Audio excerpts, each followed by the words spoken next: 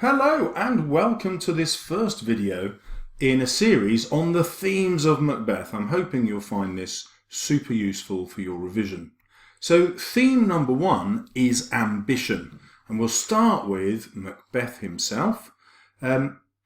These are his words about his own ambition before he kills Duncan.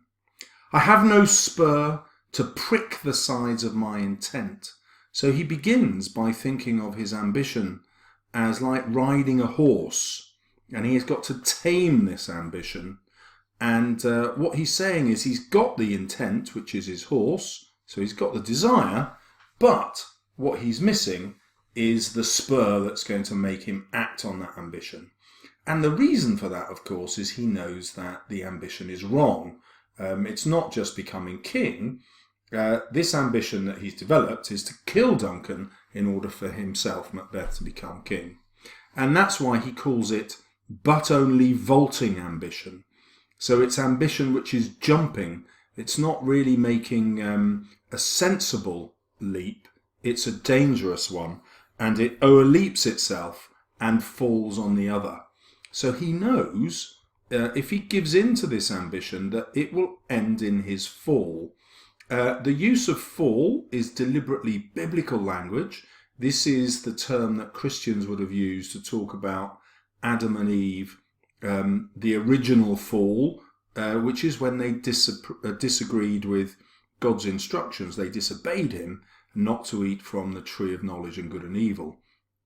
So he deliberately uses this biblical language to remind his audience that he knows this would be going against God, he's endangering his soul, and he just shouldn't do it. Next, we have Lady Macbeth. This have I thought good to deliver thee, my dearest partner of greatness. I hope you can remember what that is. That's the letter that Macbeth has sent her. Now here, Macbeth is exploiting Lady Macbeth's desires. He's exploiting her level of ambition. So he knows that she wants to be great, and this dips into the theme of the patriarchal society. As a woman, Lady Macbeth cannot achieve power on her own. She can only become great if her husband does, and that's why he calls her his dearest partner. He wants her to know that he's going to treat her as an equal. Now, of course, this turns out to be a lie. He doesn't treat her as an equal at all. But this is the persuasive technique that he uses to lure her in. So actually, when we look at this, many students think that Lady Macbeth persuades Macbeth to do what he doesn't want to do. But another way of looking at this moment in the play is that Macbeth is so ambitious, he realizes that he doesn't have the spur, and then he thinks about it and thinks, actually I do, it's my wife. So Lady Macbeth will be my spur. If I let her in on this plan, or rather on this prophecy, she will come up with the plan to spur me on. And that's why he writes her the letter, because he would be able to ride home almost as quickly as the letter. You know, she's only going to get the letter like half an hour before he arrives. There's no reason for that other than the psychological game that Macbeth is playing, and he wants her to come up with this plan.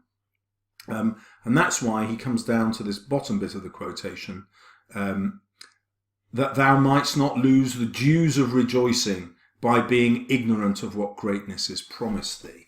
And again, he comes back to this idea of greatness. He repeats it to emphasize how important she's going to become, if only she'll find a way to make the prophecy come true. Banquo is also ambitious, and many people forget this. They see Banquo as an entirely good character. But, as usual with Shakespeare, there's much more to a character than meets the eye.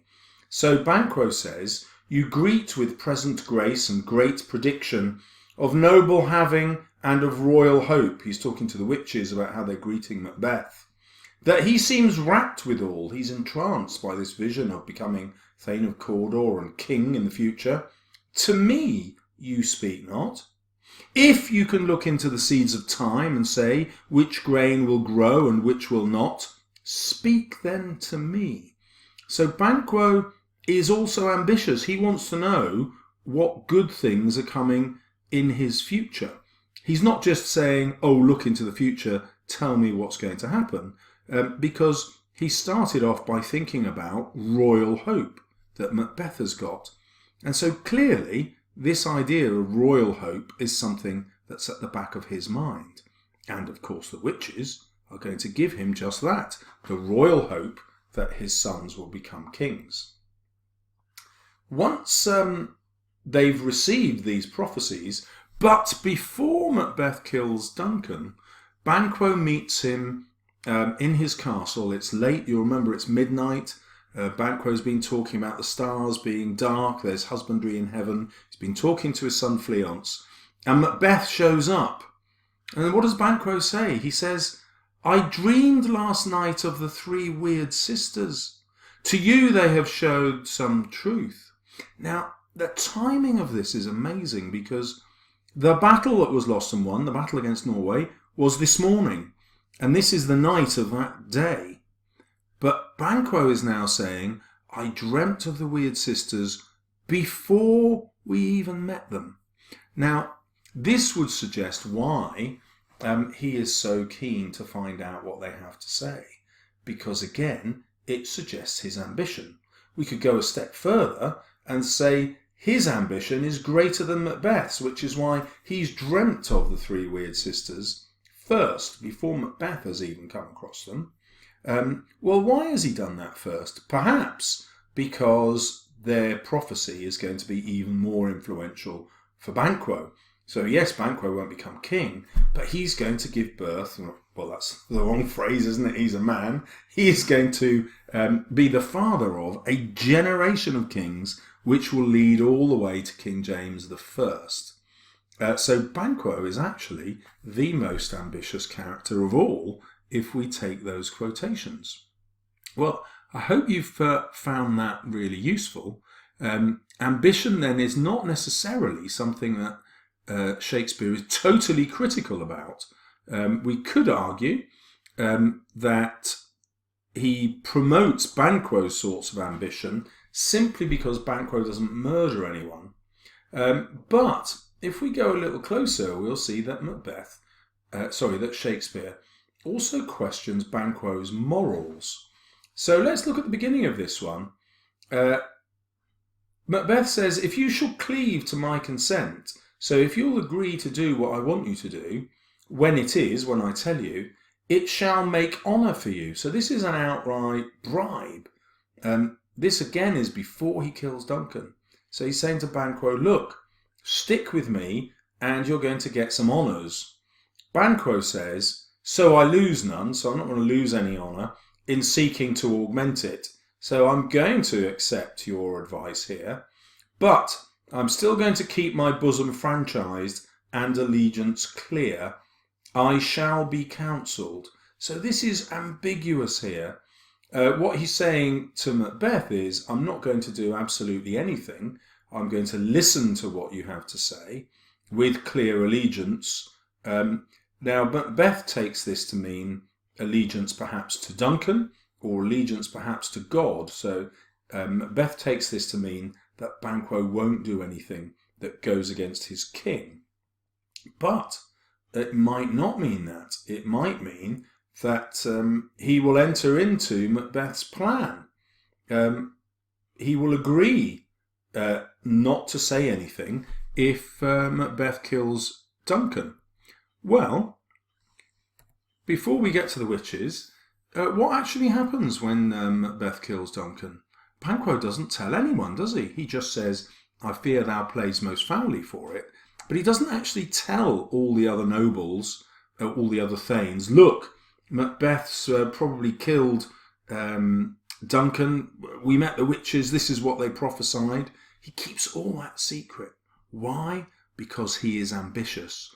And if he gets rid of Macbeth now, that's surely too early for Fleance to become king. Fleance is probably only about 11 years old.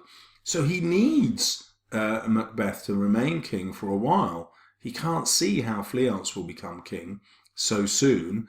And that's why he doesn't expose Macbeth. So Banquo's ambition is hidden, but actually it's very real. Now, this is something that your teacher probably won't have told you. It's actually from a section of the play that I don't read with my students often. I haven't this year, and now I'm beginning to regret it. So the witches are also ambitious, and just before Macbeth goes to revisit them the second time, I don't know if you remember this, but this is just before he kills Macduff's family.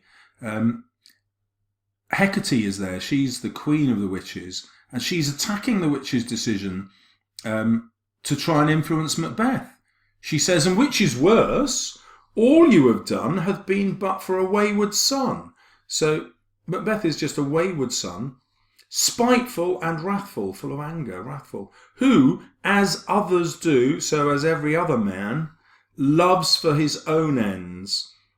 So he's only interested in love as far as it can get him what he wants, his own ends, not for you.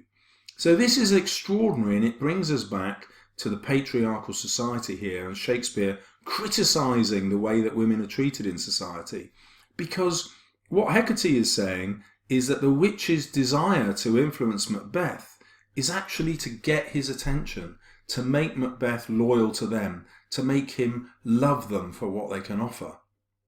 And Hecate says you're being foolish because his love is not for you, it's only for his own ends. Macbeth will not love you, and neither will anybody else, because you are such ugly creatures. And that really is a total condemnation, isn't it, of the patriarchal society. And if you're looking for a motive for the witches, this is the one Hecate gives them. It's just the desire for affection and love that's denied to them because of this sexist society that focuses everything on your ability to be married, and therefore the attraction that you would offer to a suitable partner. Interesting take on ambition, isn't it? Next video will be on masculinity and cruelty, so stay tuned for that one. Thank you very much for watching this one so far, and don't forget to subscribe if you want more.